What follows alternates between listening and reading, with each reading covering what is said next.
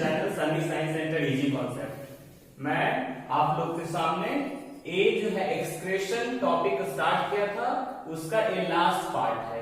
पूरे life process का ये 10th पार्ट है और इसमें एक आखिरी पार्ट है। इसमें हम डिस्कस किए हैं नेफ्रॉन के बारे में। तो सबसे पहले मैं आपको बता दूं कि कल मैंने एक टॉपिक स्टार्ट किया था जिसको बोलते हैं एक्सक्रेशन। उसका डेफिनेशन बताया था, removal of toxic substance from the human body is called excretion, है ना। शरीर से जो टॉक्सिक जहरीला सब्सटेंस है उसको बाहर निकालना क्या कहलाता है? एक्सक्रेशन कहलाता है। उस एक्सक्रेशन में फिर हम लोगों ने दोनों में डिस्कस किया था, plant as well as animal. Plant में जो रेस्पिरेटरी गैसेस होते हैं उसको स्टोमाटा के जरिए निकाला जाता है, और वैसे प्लांट जिसमें लिव्स नहीं होते हैं उसमें लेंटिकल्स मौजूद होते हैं, जिसके द्वारा ये क्या करता है? अपना वेस्ट प्रोडक्ट निकालता है। Similarly plant also read out of their wastage like, है ना, कुछ पीलिंग ऑफ बार्क, है ना, बार्क पेड़ से वगैरह वो सब जो पेड़ का जो छाल वगैरह सब होता है वो सब भी पील होता है। उसके बाद शेडिंग ऑफ लीव्स, पत्ती गिरना, तो ये सारा चीज जो है हम लोगों ने देखा था एक्सक्रेशन इन प्लांट के अंदर। ह्यूमन बींग्स में मैंने स्टार्ट किया था कि टॉक्सिक सब्सटेंस जब उसमें रिलीज होता है तो हमारे शरीर के अंदर एक एक्सक्रेटरी सिस्टम है जिसका नाम होता है किडनी, ठीक है। ह्यूमन एक्सक्रेटरी सिस्टम जो है आपका कौन सा है? किडनी है। और उसमें हम लोगों ने डिफरेंट ऑर्गन देखा था कि एक्सक्रेटरी ऑर्गन से रिलेटेड कौन कौन सा है। एक्सक्रेटरी ऑर्गन में हम लोगों ने चर्चा किया था जाकर के किडनी, है ना। उसके बाद क्या देखे थे हम लोग? किडनी देखे थे, पेट में होता है, ठीक है। यूरेटस देखे थे, उसके बाद है ना यूरेथ्रा देखे थे। तो ये सारा चीज क्या था? पार्ट ऑफ किडनी में था। आज का जो टॉपिक है हम डिस्कस कर रहे हैं नेफ्रॉन के बारे में एंड यूरिन फॉर्मेशन के बारे में। नेफ्रॉन क्या है और यूरिन फॉर्मेशन कैसे होता है, डायलाइसिस क्या है। बस देखिए, नेफ्रॉन जो है ना, ये जो किडनी का main structural and functional unit है, ठीक है। तो यहाँ पे बताया गया है कि नेफ्रॉन है क्या? तो nephron are the structural and functional unit of kidney. Main जो फंक्शन होता है ब्लड प्यूरिफिकेशन का, वो कौन करता है? नेफ्रॉन करता है। इसलिए nephron are the structural and functional unit of kidney. Kidney जो काम कर रहा है उसमें जो मेन है वो है नेफ्रॉन। इसमें बताया आपको, देखिए सेकंड में, each kidney has millions of nephron, माने प्रत्येक किडनी के पास मिलियंस, बहुत सारा मात्रा में नेफ्रॉन मौजूद होते हैं। ये आपका नेफ्रॉन का स्ट्रक्चर बना हुआ है, ठीक है।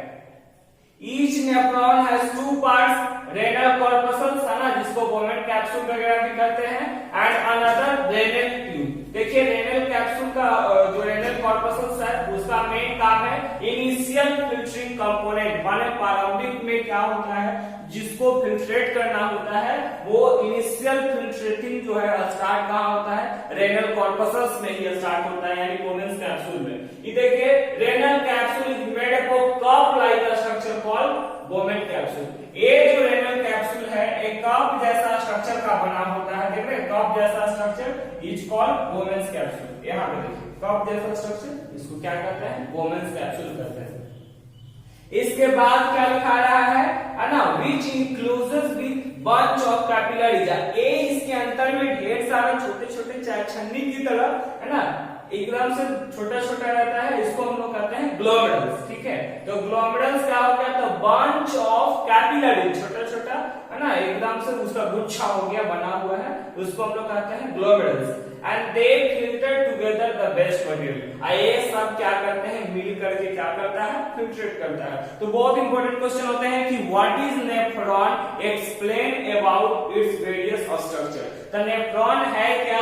तो आपको जानना है nephron is the structural and functional unit of kidney, है ना। फंक्शनल और स्ट्रक्चरल यूनिट है किसका?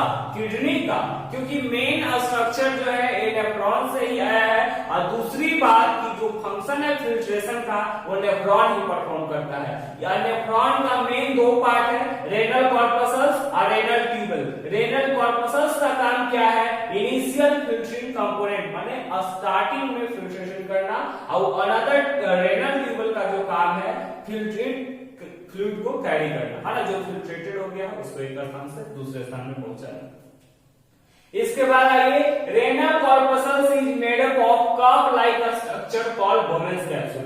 ये जो रेनल है ना, रेनल कॉर्पसल्स है, ये बनता किस प्रकार से है, the cup like a structure. यहाँ पे दिखाई दे रहा है आपको, एक कप लाइक अ स्ट्रक्चर है और इसको हम बोमेंस कैप्सूल कहते हैं।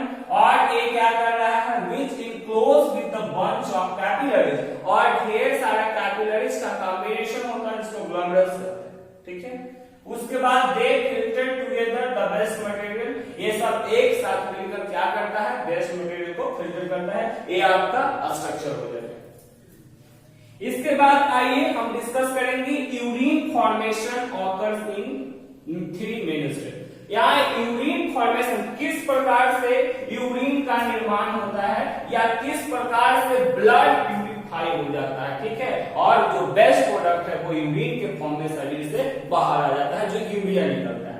यहाँ पे बता रहा है सबसे पहला जो स्टेप है वो ग्लोमेरुलर फिल्ट्रेशन होता है, याद रखें, ठीक है। इसलिए ग्लोमेरुलस का बहुत बड़ा योगदान होता है इन केस ऑफ फिल्ट्रेशन। और ये सब होता कैसे है, क्योंकि मेन तो नेफ्रॉन में ये कंसिस्ट है ना, ये छानने का काम करता है। तो it occurs in glomerulus where blood is filtrated, यहाँ ब्लड पूरी तरह से फिल्ट्रेट हो जाता है। देखिए ज्यादा हार्ड ना हो, इसीलिए शॉर्ट स्टेप में हम फॉलो किए हैं इसको। देखिए it occurs in the glomerulus where blood is purified या फिल्ट्रेटेड, ब्लड पूरी तरह से फिल्ट्रेट हो जाता है। फिर है reabsorption, around 99% of filtrate reabsorb by the renal tubules. आइए रेनल ट्यूबल्स में क्या होता है, फिर से एब्जॉर्ब हो जाता है, मतलब वहीं पे अवशोषित कर लिया जाता है, ठीक है, और देन पास कर जाता है। तो थर्ड स्टेप है आपका सिक्रेशन। तो इसमें बता रहा है the next step in urine formation is tubular secretion, है ना, वहां से उत्सर्जन होता है।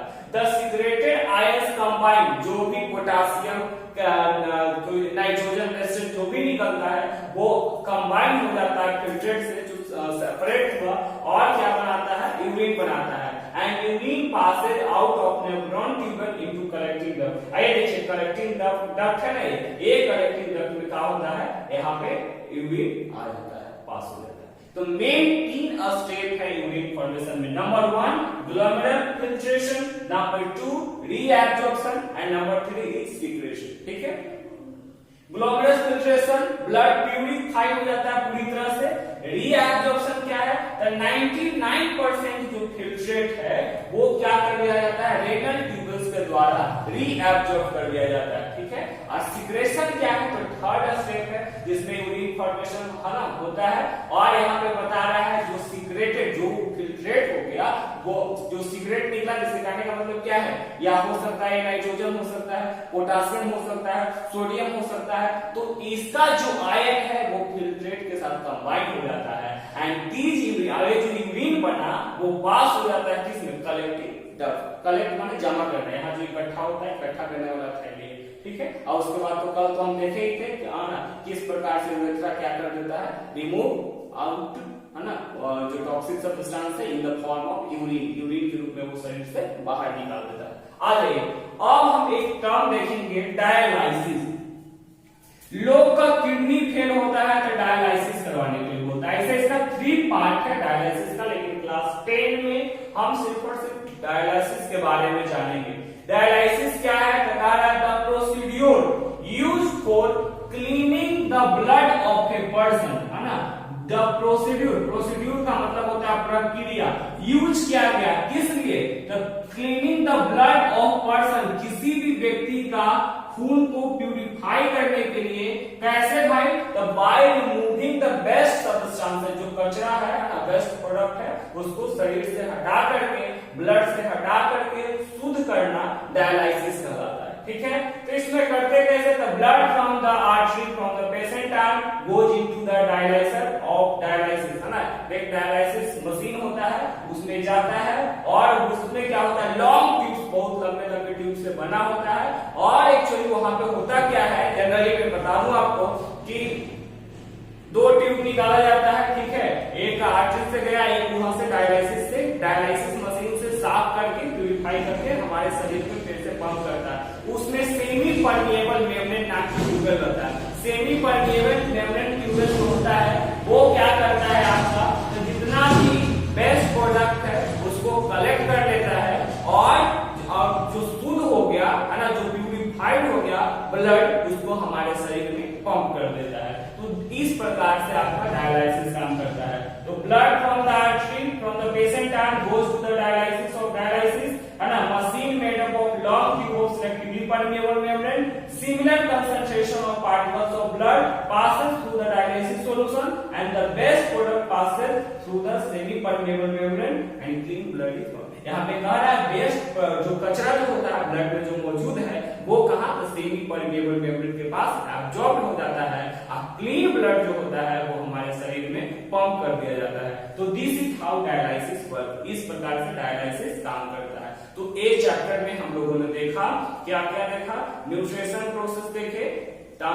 रेस्पिरेशन प्रोसेस देखे, उसके बाद ट्रांसपोर्टेशन देखे, और ये जो आज का जो टॉपिक था ये था आपका एक्सक्रेशन, ठीक है। तो this is all about this chapter, thank you, है ना। इस पर अगर आपको समझ में आया, अच्छा लगा, then like it, share it,